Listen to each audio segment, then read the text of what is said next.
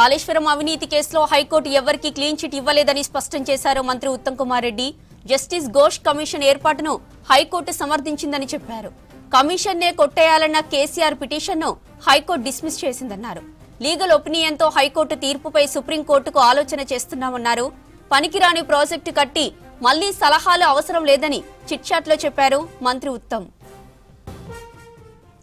Right, ఇక ఇదే అంశానికి సంబంధించిన మరిన్ని డీటెయిల్స్ మనకి సత్యం లైవ్ ద్వారా అందిస్తారు.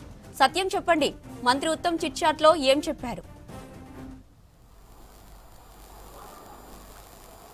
జ్యోతి, ఈరోజు హైకోర్టు పీసీ ఘోష్ కమిషన్ ఇచ్చిన రిపోర్ట్పై బీఆర్ఎస్ పార్టీ వెళ్ళిన హైకోర్టు ఇచ్చిన తీర్పుపై రాష్ట్ర ప్రభుత్వం ఏం చేయాలి, ఎలాంటి నిర్ణయం తీసుకోవాలనే అంశంపై సమావేశమైంది. ముఖ్యమంత్రి రేవంత్ రెడ్డితో ఇరిగేషన్ శాఖ మంత్రి ఉత్తమ్ కుమార్ రెడ్డి భేటీ అయ్యారు. ఈరోజు హైకోర్టు ఇచ్చిన తీర్పు పైన వారిద్దరి మధ్య చర్చ జరిగింది.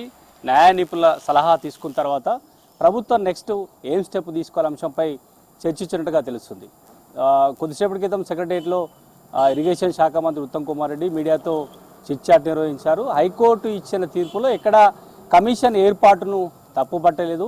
కమిషన్ ఏర్పాటు విషయంలో రాష్ట్ర ప్రభుత్వం తీసుకున్న నిర్ణయాన్ని హైకోర్టు సమర్థించింది. ఇక కేసీఆర్ పూర్తిగా కమిషన్ ఏర్పాటునే తప్పుపడుతూ ఆయన హైకోర్టుకు వెళ్ళారు. అది కోర్టు సమర్థించలేదు. కేవలం 8B(c) కింద నోటీస్ ఇవ్వకుండా విచారించారు అనే అంశాన్ని కూడా హైకోర్టు ప్రస్తావించింది.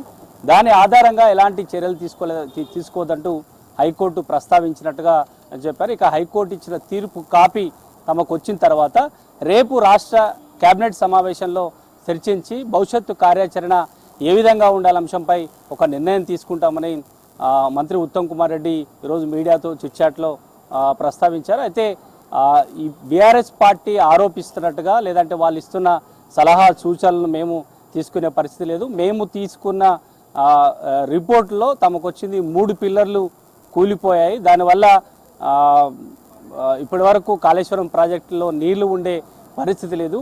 బీఆర్ఎస్ పార్టీ సలహాలు చెప్తే తాము తీసుకునే పరిస్థితిలో లేము. ఎన్డీఎస్ఏ ఇచ్చిన రిపోర్ట్ ప్రకారమే తాము తిరిగి కాళేశ్వరం ప్రాజెక్టు మరమ్మతులు చేయడానికి రాష్ట్ర ప్రభుత్వం సిద్ధమవుతుంది. ఇప్పటికే ఎన్డీఎస్ఏ ఇచ్చిన సూచనల ప్రకారమే తాము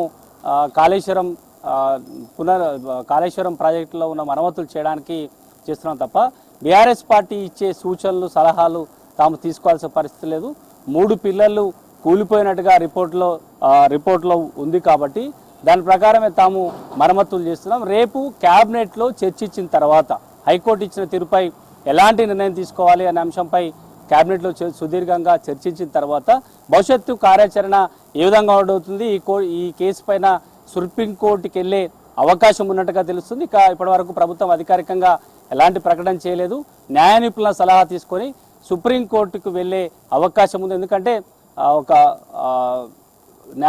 ఇప్పటివరకు చేసిన కమిషన్ ఏర్పాటుకు సంబంధించి హైకోర్టు తప్పట్లేదు. కావాలని బీఆర్ఎస్ పార్టీ రాజకీయంగా ఆరోపణలు చేయడానికి, ప్రభుత్వంపై దుమ్మెత్తిపోయడానికి లేదా ఆరోపణ చేయడానికి ఒక ప్రయత్నం చేస్తుంది. కానీ ఇక్కడ హైకోర్టు తీర్పులో హైకోర్టు కమిషన్ ఏర్పాటు విషయంలో తప్పట్టలేదు, కమిషన్ రిపోర్టు విషయంలో తప్పట్టలేదు. కేవలం విచారణకు సంబంధించి 8B(8c) ప్రకారం వారికి నోటీసులు ఇచ్చి విచారణకు పిలవలేదు కాబట్టి దాని ప్రకారం చర్యలు తీసుకోవద్దని చెప్పింది. అయితే సిబిఐకి ఇచ్చిన రిపోర్ట్లో తాము ఎవరి పేర్లు ప్రస్తావించలేదు.